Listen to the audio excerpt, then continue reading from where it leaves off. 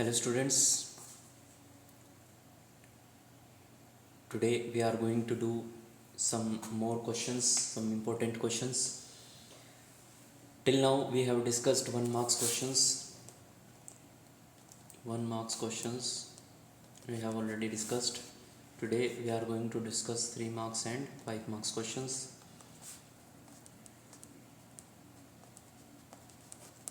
So first is find any two solution of equation. आपको कोई भी इक्वेशन गिवन हो उसका आपको सॉल्यूशन निकालना है. तो suppose 4x plus 3y equal to 12. You have to find two solutions. Two solutions means by middle term splitting you can do. First you will put 4x plus 3y. You can take the constant term like this. Okay, you can do this way, or if you don't know this way you can easily put values.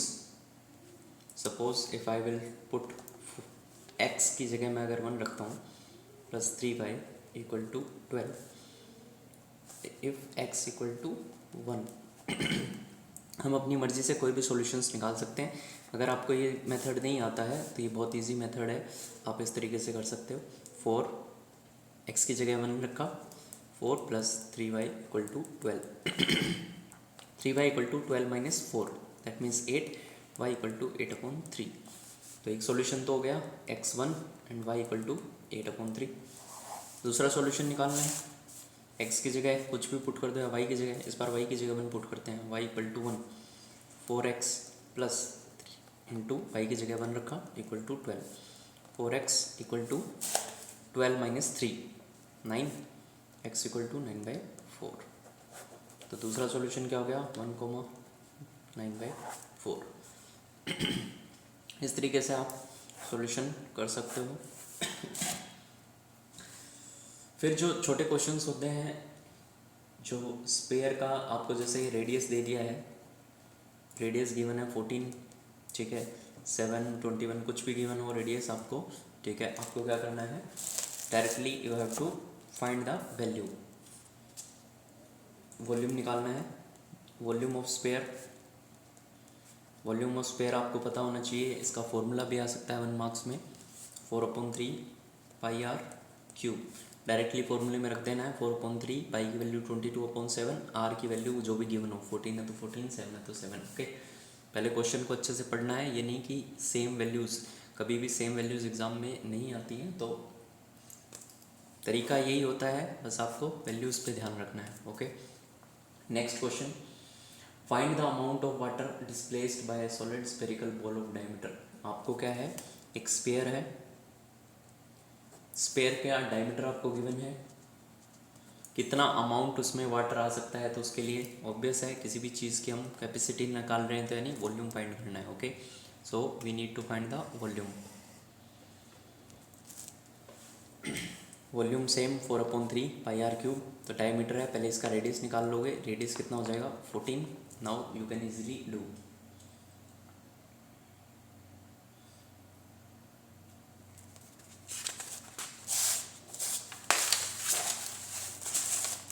Next question देखते हैं.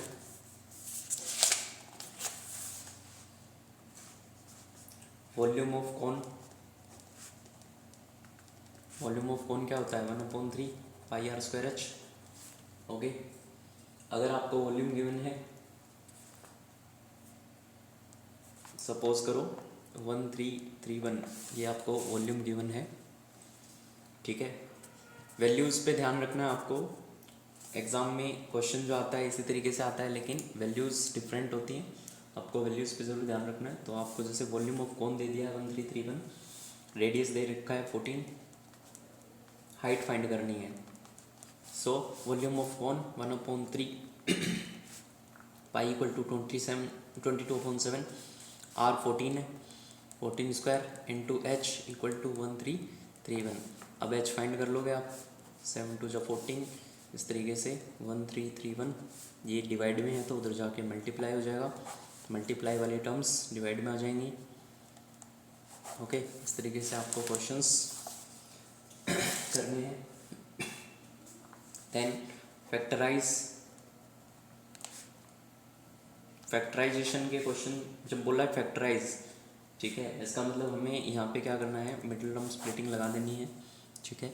तो middle term splitting निकालने के लिए आपको पता है क्या करते हैं, एक बार फिर से बताता हूँ। मिडिल टर्म स्प्लिटिंग के लिए हम लास्ट वैल्यू और जो फर्स्ट वैल्यू है यानी कोफिशिएंट ऑफ एक्स स्क्वायर और जो कांस्टेंट है उसका मल्टीप्लाई करते हैं। 12 इंटू 1 कितना आया, 12x², ठीक है। तो यानी हमें ऐसे फैक्टर चाहिए जो मल्टीप्लाई करने पे 12x² आए और प्लस माइनस करने पे -7x आए।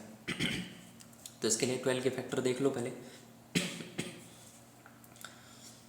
12 के फैक्टर क्या क्या हो सकते हैं, 1 इंटू 12, तो 1 इंटू 12 से तो बन रहा नहीं है, ठीक है। 4 3 जा 12, 2 6 जा 12 भी होता है, लेकिन 6 और 2 ऐड करेंगे तो 8 हो जाएंगे और अब सब्ट्रैक्ट करेंगे तो 4। हमें चाहिए क्या, 7। 4 और 3 हो सकते हैं, -4 -3, देखो -4 -3 से -7 आ रहा है, minus minus plus sign minus का, और मल्टीप्लाई करने पे प्लस का 12, -4 इंटू -3 प्लस का 12। तो यानी हमारे फैक्टर क्या हो गए, 4 और 3, -4 एंड -3। अब मिडिल टर्म को स्प्लिटिंग करना है, फर्स्ट एंड लास्ट टर्म को नहीं छोड़ना है। तो 12x², मिडिल टर्म कितनी है, -7x, तो क्या हो जाएगा, -4x -3x प्लस 1। अब इसमें कॉमन कितना है, 4x, कितना बच गया, 3x, 4 3 जा 12, 3x -1, ठीक है। अब जो टर्म यहाँ बचती है वो यहीं पे बचती है। यहाँ पे देख लो अब क्या करना है, -1 into 3, -3x minus minus plus, तो क्या आ गया हमारा, एक फैक्टर आ गया 4x -1 और एक आ गया 3x -1। अब इसमें आगे सॉल्व नहीं करना, आपको वैल्यू फाइंड नहीं करनी x की, you don't have to find the value of the x, you just factorise, you have to just factorise, ठीक है। फैक्टराइज करना है तो यहाँ तक आंसर आपका कंप्लीट हो गया, ठीक है। कई बच्चे मिस्टेक कर देते हैं, एक्स्ट्रा करने के भी मार्क्स कट जाते हैं बोर्ड के अकॉर्डिंग अगर हम देखें तो। देन आइडेंटिटी बेस्ड क्वेश्चन, जैसे x + 4 x - 3, तो यहाँ पे देखो फर्स्ट टर्म दोनों में क्या है, प्रोडक्ट जब हम देख रहे हैं फर्स्ट टर्म दोनों सेम है, सेकंड अलग है, तो यहाँ कौन सी आइडेंटिटी लग रही है, x + a और x - b। अब आप कहोगे ऐसे तो कोई आइडेंटिटी नहीं होती, लेकिन x + a x + b तो आइडेंटिटी होती है, ठीक है। हमें क्या है, प्लस की जगह माइनस कर देना है, यानी इसकी आइडेंटिटी क्या होती है, x² + a + b x + ab। Exam में आपको दिखाना है आप कौन सी आइडेंटिटी यूज़ कर रहे हैं, ठीक है, और उस आइडेंटिटी की वैल्यू क्या होती है। एग्जाम्पल जैसे x + a x + b लग रही है और उसकी वैल्यू क्या है, x² + a + b x + ab। Now solve, x² x की जगह x² ही है प्लस a + b, 4 + b की जगह क्या है, -b है तो -3 आ जाएगा, इंटू x की जगह x ही है, प्लस ab 4 इंटू -3 तो -12, x², 4 - 3 कितना बचा, 1 इंटू x कितना बचा, x प्लस -12, ये आपका आंसर हो गया, ठीक है। वैल्यू ध्यान रखना है बस, वैल्यू अगर कोई चेंज आती है तो आपको घबराना नहीं है, तरीका यही होगा, ठीक है। देन क्यूब की आइडेंटिटी बहुत इंपॉर्टेंट है। If I will talk about the identity of cube, 2x + 1 का क्यूब, तो यहाँ पे देखो a + b का होल क्यूब, तो आपको लिखना है कौन सी आइडेंटिटी लग रही है, a + b का होल क्यूब क्या होता है, a³ + b³ + 3a² b + 3ab²। ये आपको आइडेंटिटी लगा देनी है, कुछ नहीं करना है, a की जगह 2x रख देना है, b की जगह 1। तो जैसे इसी को फाइंड करें, 2x का क्यूब, a³ यानी 2x का क्यूब प्लस b³ यानी 1 का क्यूब, 1 का क्यूब वैसे तो 1 ही होता है लेकिन एक बार आइडेंटिटी के अकॉर्डिंग लिख लेते हैं, 3a² यानी 2x का स्क्वायर, b इंटू b तो यानी b1 है, प्लस 3ab, 3a कितना है 2x, b² कितना है 1 का square. Now you can solve. सबसे पहले 2 का क्यूब करेंगे, 2 का क्यूब कितना होता है 8, ठीक है, दिख रहा है आपको, 2 का क्यूब कितना होता है 8, तो 2 का क्यूब 8, x का क्यूब x³ प्लस 1 का क्यूब 1 प्लस 3, पहले इसका स्क्वायर करोगे, गलती क्या कर देते हैं बच्चे, 3 इंटू 2 करके फिर स्क्वायर करते हैं, नहीं पहले क्या है, ब्रैकेट है, ब्रैकेट सॉल्व करना है, तो स्क्वायर है पहले स्क्वायर होगा, 2 का स्क्वायर 4, 4 3 जा 12, 12x प्लस यहाँ पे भी 1 का स्क्वायर 1, 1 इंटू 2 2, 2 3 जा 6, 6x, ये आपका आंसर हो गया। अब अभी ये कंप्लीट नहीं हुआ है एक मिस्टेक की यहाँ पे देखो, 2 का स्क्वायर कर दिया 4, लेकिन x का स्क्वायर नहीं लगाया था ना, ठीक है। अब ये किस फॉर्म में लिखना है हाईएस्ट पावर सबसे आगे, फिर उससे नीचे, फिर कम पावर और फिर विदाउट पावर, ओके। तो ये हो गया आपका आंसर। चलते हैं नेक्स्ट क्वेश्चन की तरफ।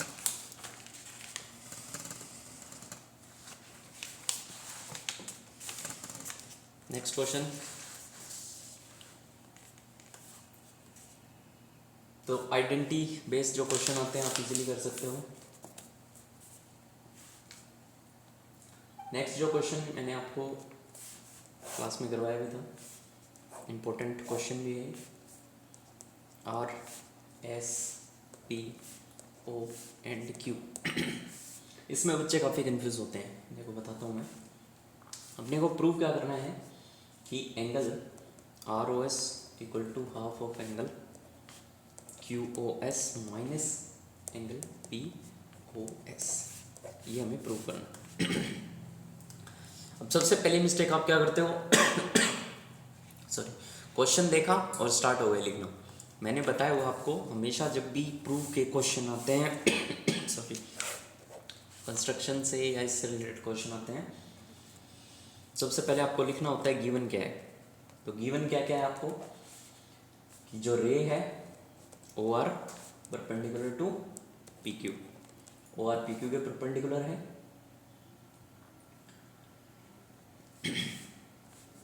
टू प्रूफ, ये है ही आपका, लिखोगे आप टू प्रूफ, देन प्रूफ।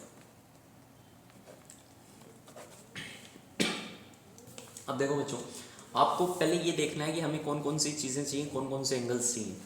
तो देखो Q O S, Q O S यानी एक तो ये एंगल पूरा चाहिए हमें, पी ओ एस चाहिए, पी ओ एस यानी ये चाहिए, और आर ओ एस चाहिए, आर ओ एस। अब देखो इस क्वेश्चन को अगर हम इस फॉर्म में देखना स्टार्ट करेंगे तो एक कॉम्प्लिकेटेड हो जाता है। इसको मैं इस तरीके से लिख के देखूँ, रफली आप साइड में लिख के देख लेना। इसको क्या लिख सकता हूँ मैं, 2 उधर जाएगा तो 2 मल्टीप्लाई आ जाएगा, 2 R O S equal to angle Q O S minus P O S.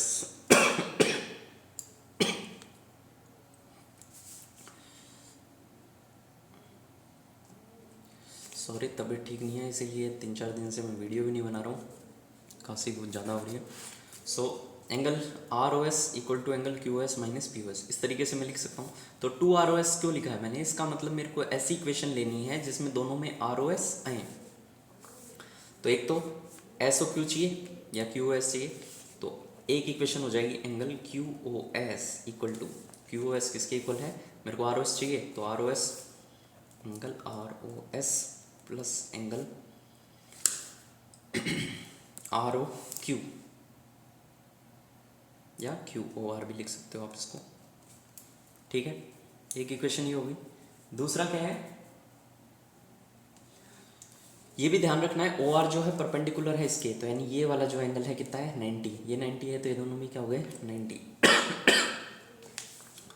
Q S equal to R O S. दूसरी इक्वेशन लेते हैं अपन, दूसरे में भी आर ओ एस आना चाहिए, तो आर ओ एस किस में आ सकता है, पी ओ एस भी चाहिए, तो यानी ये इक्वेशन लेते हैं, एंगल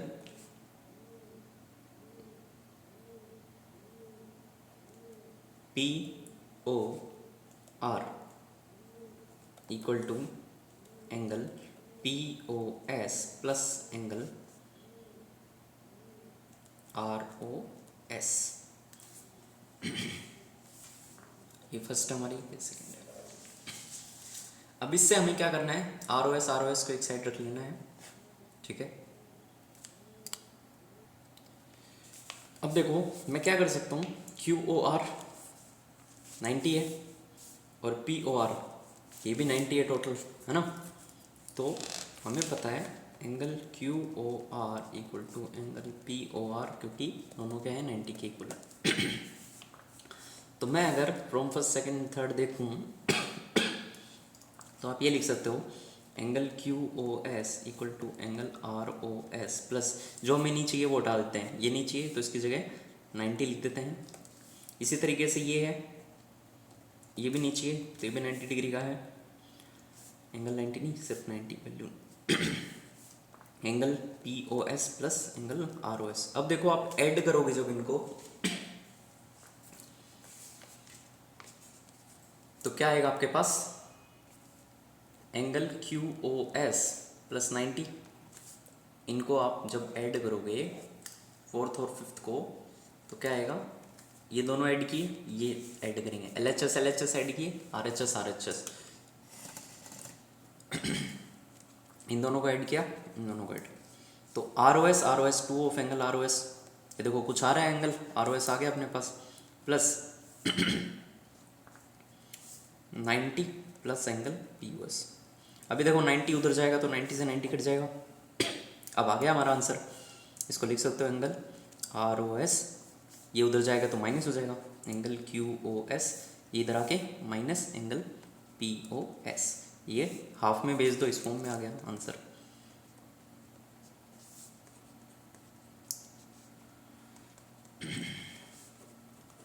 ये आपका आंसर हो गया, angle ROS equal to half of angle QOS minus POS। एक बार वापस से समझो, देखो हमें गिवन क्या है कि ये 90 डिग्री है, परपेंडिकुलर है तो ये 90 है। अब आप देखो ये पूरा 180 होता है, तो जब ये 90 है तो ये दोनों एंगल भी कितने हो गए, 90 हो गए।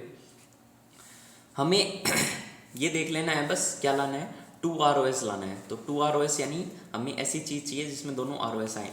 तो ROS दोनों किस में आएंगे, एक तो इस वाले में आ रहे हैं, मतलब POR किसके इक्वल हो जाएगा, इसके प्लस इसके। तो POR देखो किसके इक्वल हो गया, angle POS plus angle ROS, ठीक है। दूसरा ROS किस में आएगा, इस पूरे में, तो angle QOS equal to ROS और QOR, ठीक है। अब हमें देखो क्वेश्चन में जो प्रूव करना है उसमें हमें QOR नहीं चाहिए और क्या नहीं चाहिए, POR नहीं चाहिए। तो हम इसकी जगह 90 लिख सकते हैं, क्योंकि दोनों ही एंगल क्या हैं, ये ROQ भी 90 है और POR ये पूरा भी क्या है, 90 है। तो 90 लिख दिए, दोनों को ऐड कर दो, जब ऐड करेंगे तो LHS LHS add, RHS RHS add, ठीक है। 90 से 90 कट जाएंगे और आपका ये आंसर आ जाएगा। बहुत इजी था, एक बार वापस से देख लेना वीडियो को बैक करके, नहीं समझ आया हो तो। फिर आपका एक और क्वेश्चन आता है इसी तरीके का,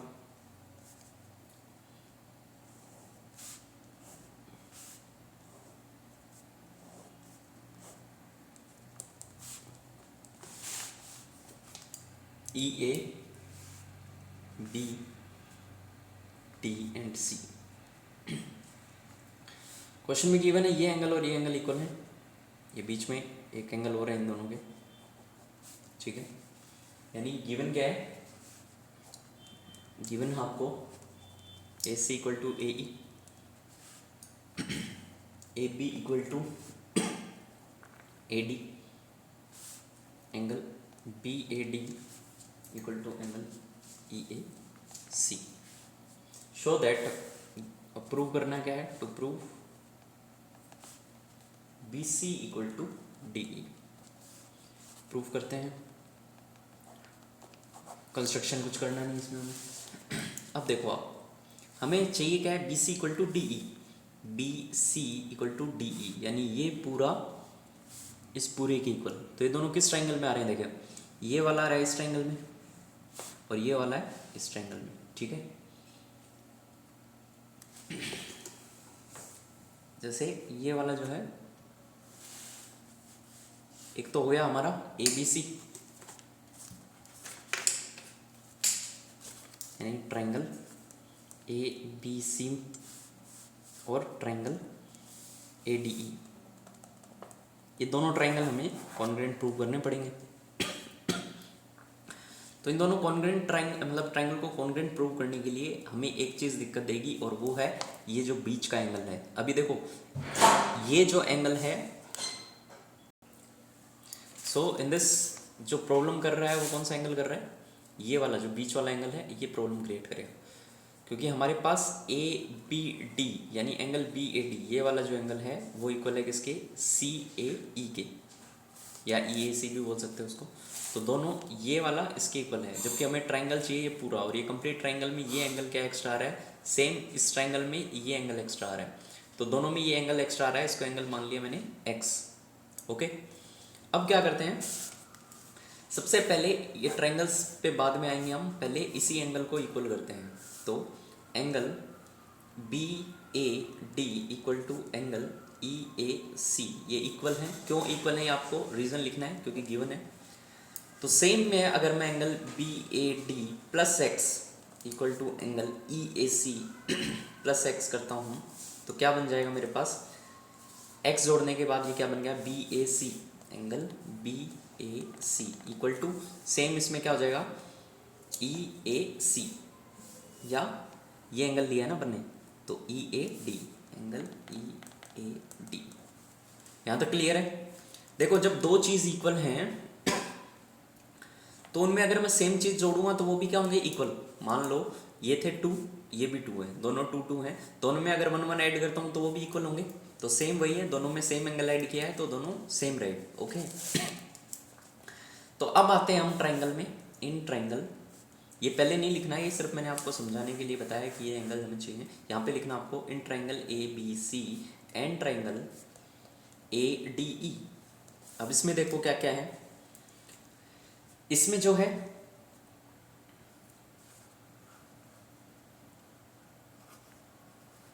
हमारे पास एक तो गिवन क्या है, A C equal to A E, A C equal to A ई।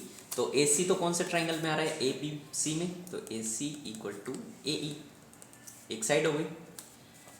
ठीक है, दूसरी साइड हमें दी है A B equal to A D. तो ए बी जो आ रही है ए बी सी में आ रही है और ए डी आ रहा है, तो ए बी इक्वल टू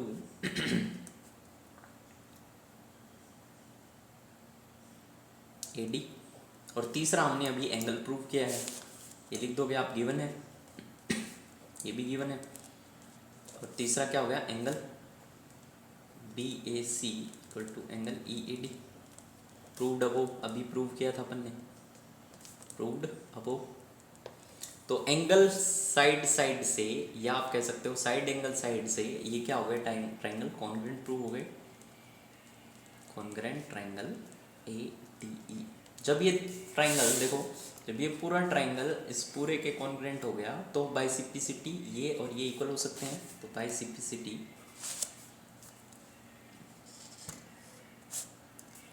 बाइसिपिसिटी क्या हो जाएंगे, B C equal to D E. ये आपके 3 मार्क्स पक्के। Okay, next question. छोटे छोटे क्वेश्चन आ जाते हैं जो घुमा देते हैं आपको। जैसे एक आया था आपको लास्ट टाइम भी मैंने बताया था कि एक क्यूब है और साइड बाय साइड उसको ज्वाइन कर दिया है। ठीक है, तो इस तरीके से 3 क्यूब बन जाते हैं। तो साइड क्या हो जाती है, अगर 3 है तो 3 3, यानी लेंथ हो जाएगी 9। हाइट और ब्रेथ में कोई फ़र्क नहीं पड़ेगा। तो सेम इसी तरीके के कुछ बेसिक क्वेश्चंस आ जाते हैं। आपको दे दें, साइड दे रखी है क्यूब की 8, लेटरल सरफेस एरिया। अब लेटरल सरफेस एरिया आप सोचोगे क्या होता है, तो 4 साइड्स है तो 4 इंटू साइड, ये आपका लेटरल सरफेस एरिया हो गया, मतलब 4 इंटू साइड स्क्वायर। ठीक है, साइड इंटू साइड 1 का और 4 साइड का 4 इंटू साइड। ओके, थ्योरम्स आ सकती हैं आपकी।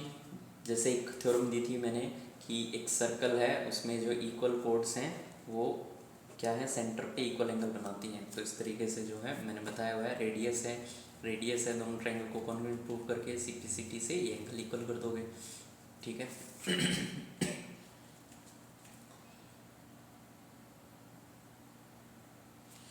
Area of quadrilateral,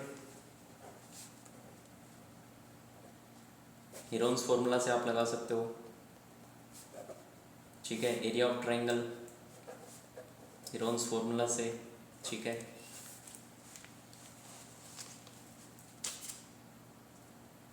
volume of cylinder, इस पे बेस्ड 3 मार्क्स के 5 मार्क्स के question. Probability,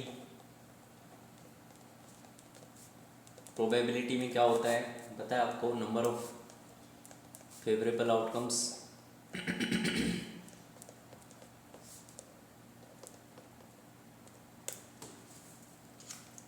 divided by total outcomes या टोटल नंबर ऑफ आउटकम्स। ठीक है, तो number of favourable outcomes total number of outcomes, ये हो गया हमारा प्रोबेबिलिटी। इसमें आपको क्वेश्चन किसी भी तरीके से दे सकते हैं। आपको बोल दें एक डाई को 100 टाइम्स उछाला गया है या 1000 टाइम्स उछाला गया है, कितना भी टाइम्स हो सकता है, तो डिपेंड करता है एग्जामिनर पे कि वो कैसा क्वेश्चन बनाता है। अब आपको अलग अलग आउटकम्स दे दिए कि एक आने के कितनी बार आ रहा है 150, तो 1 आने की प्रोबेबिलिटी कितनी हो जाएगी, या प्रोबेबिलिटी ऑफ 1 इक्वल टू 150 कितनी बार आ रहा है 150 बार आ रहा है, और टोटल आउटकम कितने हैं 1000। तो इस तरीके से क्वेश्चन आपको अलग अलग पूछ सकते हैं 2 आने की। वो आपको टेबल गिवन होगी, और टेबल गिवन नहीं होगी तो 1000 टाइम्स का नहीं पूछेंगे, वो फिर आपको क्या पूछेंगे कि कॉइन जो है 2 बार उछाला गया है या 4 बार उछाला गया है। ठीक है, 2 बार 3 बार 4 बार, मैक्सिमम 4 टाइम। अगर आपको आउटकम्स नहीं दिए गए हैं तो फिर आपको निकालने होंगे कि अगर 2 बार उछाला जाता है डाई तो क्या हो जाएगा, 4 भी ज़्यादा हो जाएगा डाई में। तो पहले आउटकम लिखने हैं, 1,1 हो सकता है, 1,2 हो सकते हैं। ठीक है, इस तरीके से 1,6, 2,1, 2,6, इस तरीके से 6,6, तो 36 टोटल आउटकम्स हो जाएंगे। ठीक है, अगर 2 डाई उछालते हैं और 1000 डाई उछाले हैं तो ऑब्वियस है वो अगला आपको टेबल में देगा कि कितनी बार 150 मतलब 1 आया है तो 150 बार आया है, 2 कितनी बार आया है 160 टाइम आ रहा है, 3 157। तो इस तरीके से आपको हर एक की प्रोबेबिलिटी निकालनी होगी। फ्रीक्वेंसी टेबल आप इजीली बना सकते हो। फ्रीक्वेंसी टेबल में आपको नंबर लिख लेने हैं, जैसे 1 2। फ्रीक्वेंसी टेबल की बात करें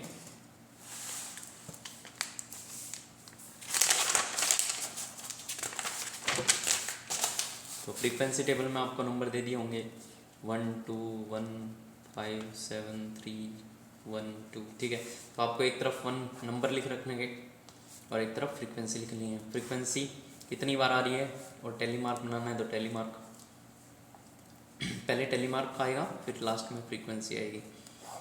1 कितनी बार आ रहा है देखो 1 2 3, तो 1 2 3 यहाँ पे 3। 2 कितनी बार आ रहा है 2 टाइम्स आ रहा है तो 1 2, तो यहाँ पे 2। कैसे चलना है देखो 1 2 3 4 5 का ग्रुप ऐसे बनता है, 4 स्ट्रेट लाइन, 5th पे कट मारते हैं, फिर अगेन 1 2 3। तो इस तरीके से अगर 5 4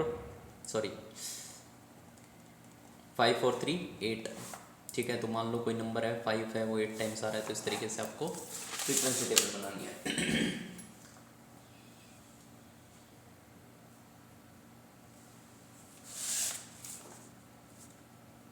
कौन का कर्व्ड सरफेस एरिया,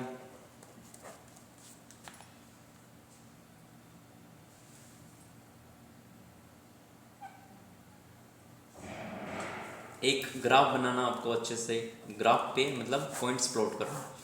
जैसे आपको दे दिया 1,1 प्लॉट करो, तो 1 2 3 इस तरीके से ये इक्वल डिस्टेंस पे होने चाहिए, ध्यान रखना। यहाँ पे -1 -2 -3 -1 -2 -3 1,1 कहाँ जाएगा यहाँ पे, इसी तरीके -3,2 कितना माइनस का एक्सेस -3,2। तो ये इस तरीके से प्लॉट करने ग्राफ में। ये था आपका, काफ़ी है आधे घंटे का video. Take care, good bye.